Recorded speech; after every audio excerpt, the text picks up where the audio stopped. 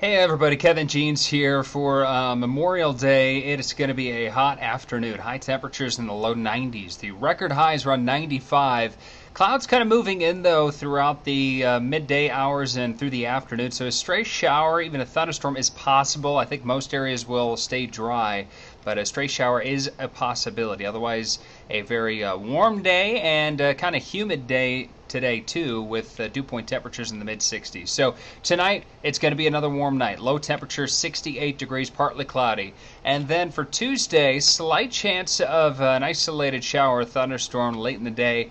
And then as we get into Wednesday now, we're moving forward on the futurecast. You're going to start to notice something coming up from the bottom part of your screen from the south, and this will be the remnants of Alberto. So all the tropical moisture will be moving from the south to the north, and so this will bring us a pretty good chance of showers and a few thunderstorms throughout the day Wednesday, and it may last Wednesday night and then into the day Thursday. So we'll keep a close eye on this, but it looks like rain could begin Wednesday and could be off and on through the day Thursday. So it could be an inch or two of rain out of this, but a lot could change depending on the exact track of that the remnants of Alberto. So we'll keep an eye on that for you. But plan for rain for the middle of the week.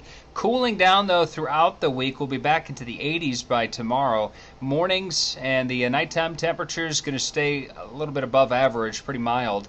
But afternoon highs will be in the 80s Tuesday through Friday. And then this next weekend, Saturday and Sunday, will be a little cooler still. And a mix of sun and clouds, but high temperatures will be back into the 70s.